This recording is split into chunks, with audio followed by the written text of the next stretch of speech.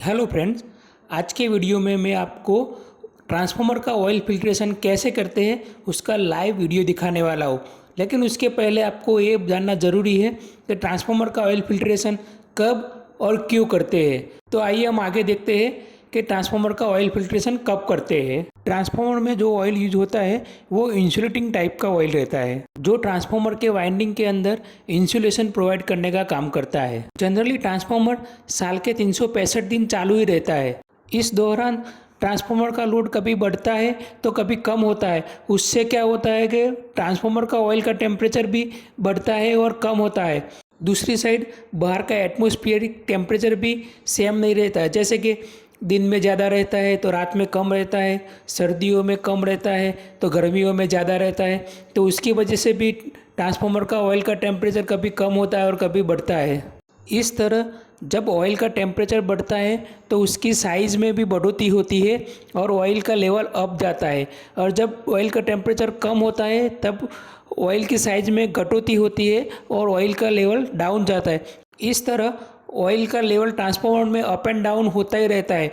जब ऑयल का level down जाता है तब एटमॉस्फेरिक एयर ब्रीदर के थ्रू ट्रांसफार्मर के अंदर आती है और जब ऑयल का लेवल अप होता है तब वो बाहर जाते हैं। इस तरह बाहर की हवा ट्रांसफार्मर के अंदर बाहर होती रहती है। उससे जो बाहर हवा में जो मॉइस्चर रहता है वो ट्रांसफार्मर के ऑयल के साथ मिक्स हो जाता है, यानी कि मॉइस्चर ऑयल में डिजॉल्व हो जाता है।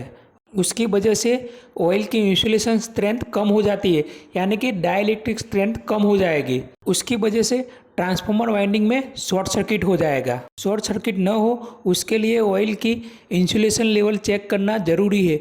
ऑयल का इंसुलेशन लेवल जानने के लिए हमें उसका बीडीवी टेस्ट लेना पड़ेगा। बीडीवी यानी कि ब्रेकडाउन वोल्टेज टेस्ट। उसके लिए इस टाइप का ऑयल सैंपल कलेक्शन इक्विपमेंट रहता है जिसमें 1 और 2 ऐसे दो पॉइंट रहते हैं जहाँ पे हाई वोल्टेज पावर सप्लाई दिया जाता है और वो दो पॉइंट के बीच में 2.5 mm टू 4 mm जितना डिस्टेंस रहता है। अब हमें जिस ऑयल का टेस्टिंग करना है उस ऑयल को इस इक्विपमेंट में भरना है और उसके बाद पॉइंट नंबर 1 और 2 के बीच में हाई वोल्टेज देना है और धीरे धीरे वो वोल्टेज को बढ़ाते रहना है। एक समय ऐसा आएगा कि ये वोल्टेज ऑयल को ब्रेक कर देंगे और एक फ्लैश होगा। तो वो जो फ्लैश होता है उसको ब्रेकडाउन वोल्टेज कहते हैं। मतलब कि उतने वोल्टेज पे ऑयल ब्रेक हो जाता है, मतलब कि कंडक्टिव हो जाता है। तो इसे बीडीवी वैल्यू कहते हैं इस वोल्टेज को। तो इस तरीके से बीडीवी वैल्यू का टेस्टिंग होता है।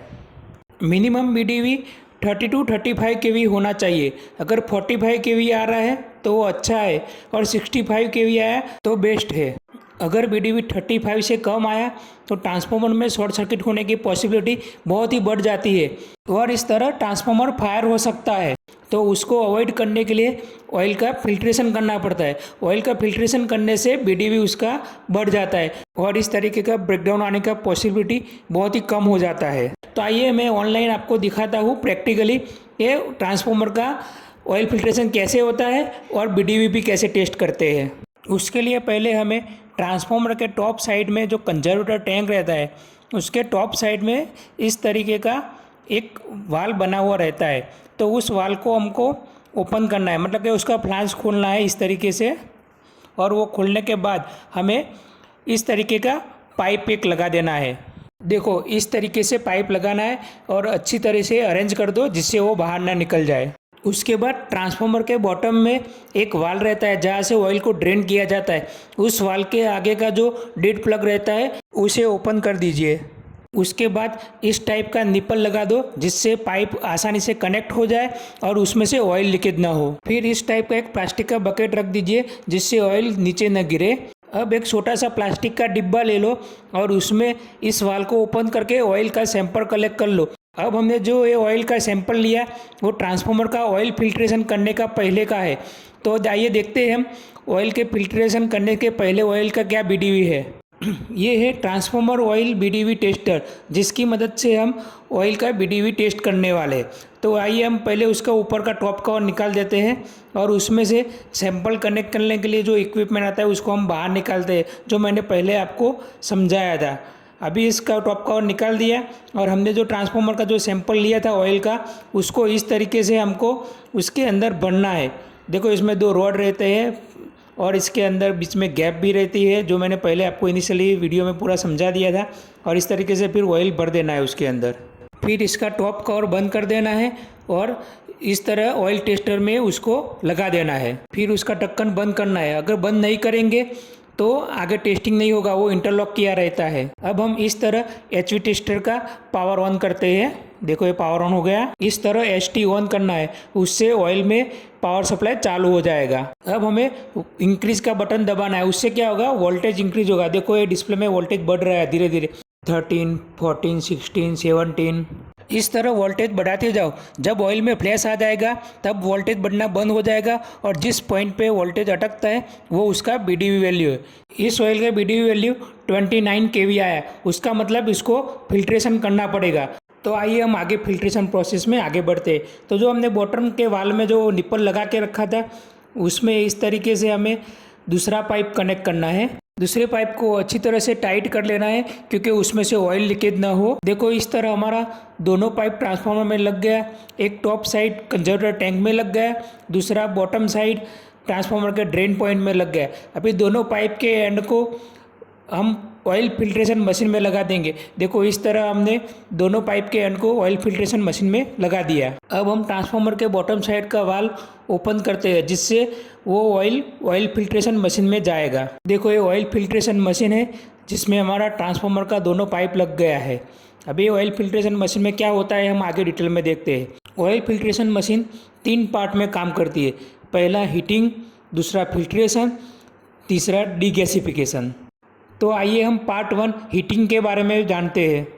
ये जो है फिल्ट्रेशन मशीन का हीटिंग चैम्बर है जिसके अंदर ट्रांसफार्मर ऑयल को हीट किया जाता है, यानी कि गर्म किया जाता है। देखो यहाँ पे जो जाली वाला भाग है उसमें हीटर लगे हुए रहते हैं और ग्लास में ऑयल लेवल दिखता है और ये टेम्परेचर गेज है जिसमें आपको ऑयल का टेम्परेचर दिखता है। ये ऑयल को अप टू 65 डिग्री तक गर्म किया जाता है। उससे क्या होगा कि जो ऑयल के अंदर मॉइस्चर जो एब्जॉर्ब हो गया है, मतलब कि डिजॉल्व हुआ है, वो हीट होके निकल जाएगा उसके अंदर से। यहाँ पे एक मोटर लगी हुई है, देखो ये घूम रही है। वो motor suction pump, discharge pump और वैक्यूम पंप तीनों को ये चलाती है। देखो ये तीनों पंप एक साथ चल रहे हैं एक मोटर पे। उसके बाद पार्ट 2 फिल्ट्रेशन, जिसमें क्या होता है, ये पंप ऑयल को फिल्टर प्रेस में पास करता है। फिल्टर प्रेस में 2 टाइप के फिल्टर होते हैं, एक प्री फिल्टर और फाइन फिल्टर। प्री फिल्टर में अप टू 50 माइक्रोन तक का जो भी पार्टिकल्स रहेगा वो फिल्टर हो जाएगा। फिर उसके बाद फाइन फिल्टर आता है। फाइन फिल्टर में अप टू 10 माइक्रोन तक का जो भी पार्ट्स रहता है वो फिल्टर हो जाता है और उसके बाद और भी माइक्रो लेवल में फ़िल्टर करना है तो और भी आगे फ़िल्टर हम लगा सकते हैं। अब आता है पार्ट 3 डीगैसिफिकेशन। इसके लिए मशीन के अंदर एक डिहाइड्रेशन एंड डीगैसिंग चैम्बर रहता है। इस चैम्बर के अंदर ऑयल के अंदर जो डिजॉल्व हुए हुए गैस रहते हैं और जो मॉइस्चर रहता है वो रिमूव हो जाता है। इस तरह हमें ट्रांसफार्मर ऑयल को 4 to 5 साइकिल फिल्टर करना है।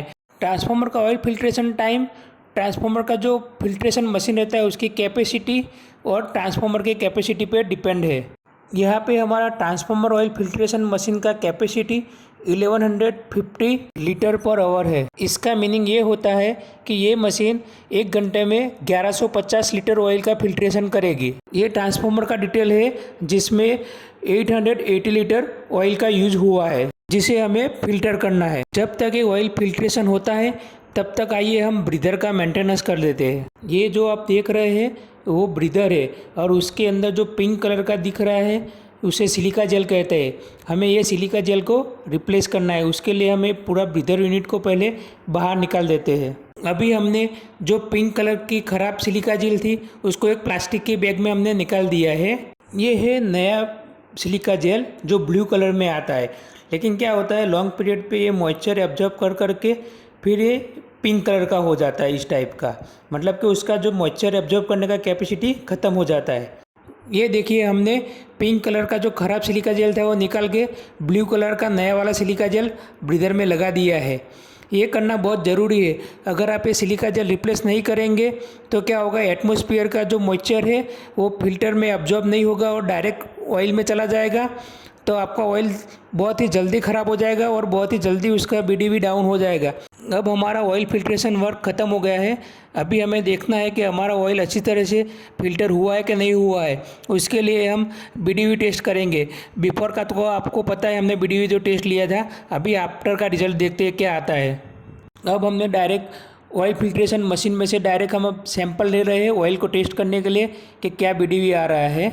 अब ये हमारा सैंपल रेडी हो गया है। उसको ढक्कन लगा के अभी ऑयल टेस्टर में हम इसको लगा देते हैं इस तरीके से। देखो ये लगा दिया।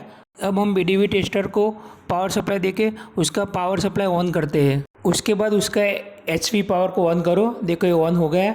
उसके बाद वोल्टेज को इंक्रीज करो। इस तरह धीरे धीरे वोल्टेज को इंक्रीज कीजिए, जैसे 2, 4, 5, 7 ऐसे बढ़ाते रहिए।